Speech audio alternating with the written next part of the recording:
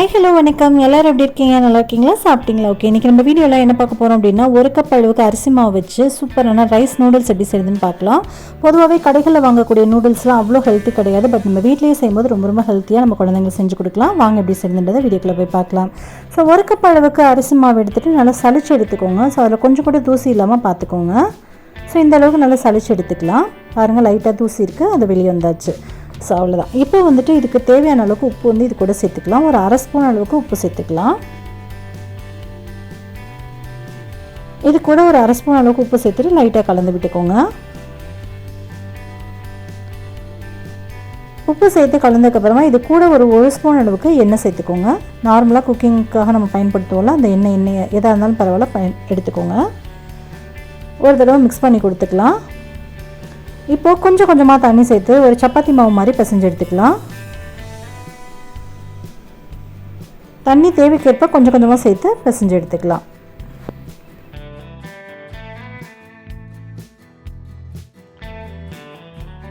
இங்கே பாருங்கள், இது மாதிரி சாஃப்டாக பிசைஞ்சு எடுத்துக்கலாம். முறுக்குக்கெலாம் நம்ம மாவு பிசைவோம்ல, அது மாதிரி இருக்கும் பார்க்குறதுக்கு. கை வச்சு ப்ரெஸ் பண்ணோன்னா கொஞ்சம் உள்ளே கொஞ்சம் டைட்டாக உள்ளே போகும். ரொம்ப சாஃப்டாக உள்ளே போச்சு அப்படின்னா அந்த நூடுல்ஸ் வந்து கொஞ்சம் குழகுழன்னு இருக்க மாதிரி இருக்கும். ஸோ அதனால் கொஞ்சம் லைட்டாக டைட்டாகவே பிசைஞ்சுக்கோங்க. இதில் வந்து 2 அச்சு எடுத்துருக்கேன் பாருங்கள். இந்த அச்சு நம்ம பயன்படுத்தக்கூடாது, அது வந்து இடியாப்பத்துக்காக பயன்படுத்துறது. இது மாதிரி அச்சு இருக்கும்ல, அது வந்து எடுத்துக்கலாம்.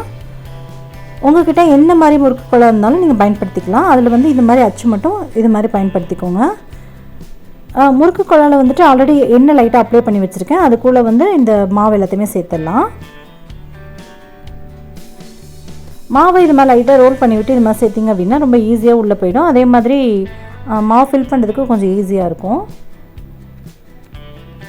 எனக்கு ஒரு கப் மாவு வந்துட்டு இந்த ஒரு குழாக்கு கரெக்டாகவே இருந்துச்சு. அதனால் எல்லா மாவுமே இதில் ஃபில் பண்ணிக்கிறேன். உங்களுடைய குழாக்கு தகுந்த மாதிரி அட்ஜஸ்ட் பண்ணி சேர்த்துக்கோங்க. சேர்த்துட்டு இப்போ இதை க்ளோஸ் பண்ணிவிட்டு நம்ம வந்து பிழிய ஆரம்பிச்சிடலாம். ஒரு இட்லி தட்டு எடுத்திருக்கேன். மேலே வந்து துணியில் வந்து ஈரம் நினச்சி போட்டு வச்சுருக்கேன். அதில் வந்து இப்போ மாவு வந்துட்டு பிழிஞ்சு விட்டுக்கலாம். மாவு கொஞ்சம் சுற்றும் போது கொஞ்சம் டைட்டாக இருக்க மாதிரி தெரியும். சுத்த ஈஸியாக இருக்கும். ஏன்னா மாவு கொஞ்சம் டைட்டாக தான் நம்ம பிசைஞ்சிருக்கோம். அதனால் கொஞ்சம் டைட்டாக இருக்கனால இடையில வந்து உங்களுக்கு கட்டாகி மாவு அதுவாகவே கட்டாகிடும். ரொம்ப லென்த்தியாக இல்லாமல் ஓரளவுக்கு. இங்கே பாருங்கள், நமக்கு தேவையான அளவுக்கு கரெக்டாகவே கட்டாகி வந்துடும். நம்ம வேக வச்சதுக்கப்புறம் தனித்தனியாக பிரிக்கணும் அப்படின்ற அவசியம் இல்லை. நம்ம இன்னும் கொஞ்சம் தண்ணி நிறையா சேர்த்துருந்தோம் அப்படின்னா அவங்களுக்கு மாவு வந்து நல்லா ஃப்ளோவாக வரும்.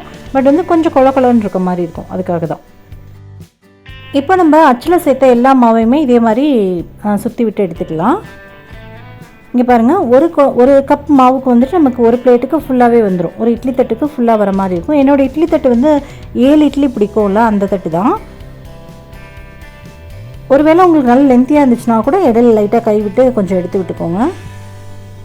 ஏன்னா நூடுல்ஸ்க்கு நம்ம எப்படியா இருந்தாலும் கொஞ்சம் பிச்சு விட்டு கட் பண்ணிட்டு தான் நம்ம செய்ய போகிறோம். அதுக்காக இங்கே பாருங்கள், இந்த இடம்லாம் கொஞ்சம் ஃப்ளோவாக வருது. அப்போ வந்து நம்ம கை வச்சு கட் பண்ணி விட்டுக்கலாம். அவ்வளோதான். சுற்றிலுமே வந்து ஃபுல்லாகவே பிழிஞ்சு எடுத்தாச்சு. இப்போ நம்ம மாவை கையில் எடுத்து பார்த்தோம் அப்படின்னா கொஞ்சம் கூட கையில் ஒட்டக்கூடாது. அந்த அளவுக்கு நல்லாவே வந்து நல்லா உதிரியாக இருக்க மாதிரி இருக்கணும். பாருங்கள், அவ்வளோதான். இப்போ வந்து நல்லா சூடான தண்ணியில் நல்லா தண்ணி கொதிச்சதுக்கப்புறமா இட்லி பாத்திரத்தில் வச்சுக்கலாம். தண்ணி கொதிச்சதுக்கப்புறமா வைங்க. வச்சுட்டு மேலே வந்து இட்லி மூடி போட்டு க்ளோஸ் பண்ணி வச்சிடலாம். சரியாக ஒரு 7லேருந்து 8 நிமிஷம் வரைக்கும் வேகிறதுக்கு டைம் எடுத்துக்கும். வெந்ததுக்கப்புறம் பாருங்கள், நல்லாவே சூப்பராக வெந்து வந்திருக்கு. கொஞ்சம் கூட கையில் ஒட்டவே இல்லை. அந்தளவுக்கு நல்லா ஃப்ரீயாக இருக்குது பாருங்கள். இந்த அளவுக்கு ஆனதுக்கப்புறமா நம்ம அடுப்பை ஆஃப் பண்ணிவிட்டு ஒரு 1 நிமிஷம்க்கு அப்புறம் கொஞ்சம் ஆனதுக்கப்புறமா வேறு பிளேட்டுக்கு மாற்றிடலாம். அப்படியே துணியை மேலே எடுத்துகிட்டு அப்படியே வந்து பிளேட்டுக்கு மாற்றிடலாம். நம்மளோட நூடுல்ஸ் வந்து ரெடி ஆயாச்சு. இதுக்கப்புறமா நம்ம வந்துட்டு காய்கறிலாம் கட் பண்ணிவிட்டு தாளிக்க வேண்டியதான். வேறு பாத்திரத்துக்கு மாற்றிட்டு ஒரு பிளேட்டில் மாற்றிட்டு நல்லா வந்து கொஞ்சம் பரவலாக வச்சுட்டு அப்படியே ஒரு தட்டு போட்டு க்ளோஸ் பண்ணி வச்சுக்கோங்க. நல்லா உதிரியாக சூப்பராக இருக்குது பாருங்கள். பார்க்கறதுக்கு ரொம்ப அழகாக இருக்குது. இப்போ நான் பார்த்திங்க அப்படின்னா ஒரு பெரிய வெங்காயமும் நீட்டமாக கட் பண்ணி வச்சுருக்கேன். கூட கேரட், பீன்ஸ், முட்டைக்கோஸ், கேப்சிகம் இது மட்டும் தான் கட் பண்ணி எடுத்திருக்கேன். ஒரு கடாய் சூடுபடுத்திட்டு அதில் வந்து ஒரு 3-4 டேபிள் ஸ்பூன் அளவுக்கு எண்ணெய் சேர்த்துக்கலாம். எண்ணெய் சூடானதுக்கப்புறமா ஒரு அரை ஸ்பூன் அளவுக்கு சீரகம் சேர்த்துக்கலாம்.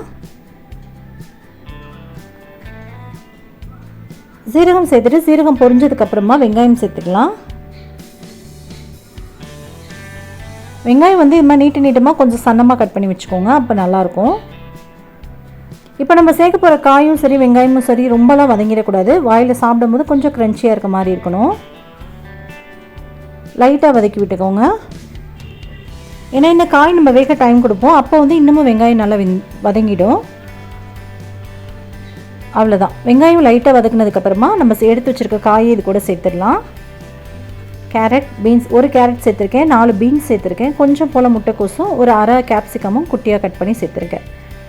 சேர்த்துட்டு இப்போ நல்லா வதக்கி விட்டுக்கலாம். இதுக்கு தேவையான அளவு உப்பையும் இது கூடவே சேர்த்துருங்க.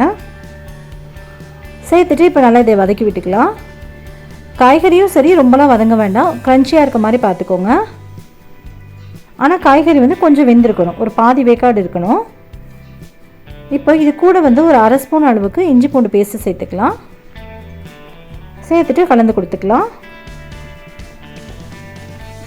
கலந்து விட்டுட்டு இப்போ வந்து இதை லோ ஃப்ளேமில் வச்சுட்டு ஒரு 2 நிமிஷம் மட்டும் அப்படியே மூடி போட்டு தட்டு போட்டு க்ளோஸ் பண்ணி வச்சிடலாம்.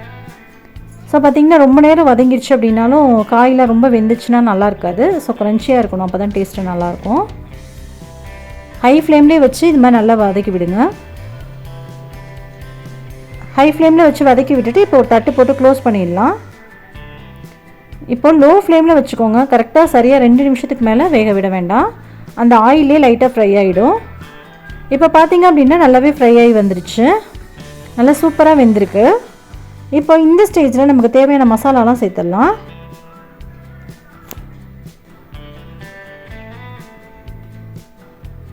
பார்த்திங்கன்னா இதுக்கு வந்து காரத்துக்காக கொஞ்சம் போல் ஒரு அரை ஸ்பூன் அளவுக்கு பெப்பர் பவுடர் சேர்த்துக்கலாம். சேர்த்துட்டு ஒரு ஸ்பூன் அளவுக்கு சிக்கன் மசாலா சேர்த்துக்கலாம். சிக்கன் மசாலா இல்லை அப்படின்னா நீங்கள் கரம் மசாலா கூட சேர்த்துக்கலாம். நான் இப்போ சேர்க்கக்கூடிய பொருட்களில் உங்கள்கிட்ட ஏதாவது இல்லை அப்படின்னா ஆல்டர்னேட்டிவாக வேறு என்ன சேர்க்கலாம் அப்படின்றதையும் நான் வீடியோவில் சொல்லியிருக்கேன். வீடியோவை ஸ்கிப் பண்ணாமல் பாருங்கள். இது கூட வந்து ஒரு 2லேருந்து 3 ஸ்பூன் அளவுக்கு டொமேட்டோ கெச்சப் சேர்த்துக்கலாம். ஒருவேளை உங்கள்கிட்ட டொமேட்டோ கெச்சப் இல்லை அப்படின்னா ஒரு தக்காளியை நல்லா மிக்ஸி ஜாரில் சேர்த்து நல்லா ஃபைனாக அரைச்சிட்டு இது கூட சேர்த்துக்கோங்க. அதை நீங்கள் வெங்காயம் வதக்குவீங்களா அப்போவே அந்த ஸ்டேஜ்லேயே வந்து தக்காளி சேர்த்துக்கணும். இந்த ஸ்டேஜில் சேர்க்கக்கூடாது, தக்காளி சேர்க்குறதா இருந்தால். கூடவே ஒரு ஸ்பூன் அளவுக்கு க்ரீன் சில்லி சாஸ் சேர்த்துருக்கேன், அரை ஸ்பூன் அளவுக்கு சோயா சாஸ் சேர்த்துருக்கேன். க்ரீன் சில்லி சாஸ் இல்லை அப்படின்னாலும் 2 பச்சை மிளகாவை கீறிட்டு சேர்த்துக்கோங்க. சோயா சாஸ் இல்லை அப்படின்னா ஒரு 1/4 எலுமிச்சம்பழத்தை புழிஞ்சு விட்டுக்கோங்க, அதுவுமே நல்லாயிருக்கும். சேர்த்துட்டு இதை நல்லா வதக்கி விட்டுக்கலாம். இப்போது நல்லா வதக்கினதுக்கப்புறமா நம்ம எடுத்து வச்சுருக்க நூடுல்ஸை இது கூட சேர்த்துடலாம். சேர்த்துட்டு அடுப்பை வந்து ஹை ஃப்ளேமில் வச்சுக்கோங்க. சேர்த்துட்டு ஹை ஃப்ளேமில் வச்சுட்டு சடனாக ஒரு 2-3 நிமிஷம் வந்து நல்லா கிளறி விடுங்க. நம்ம சேர்த்துருக்க நூடுல்ஸ் வந்து நல்லாவே ஹீட் ஆகணும்.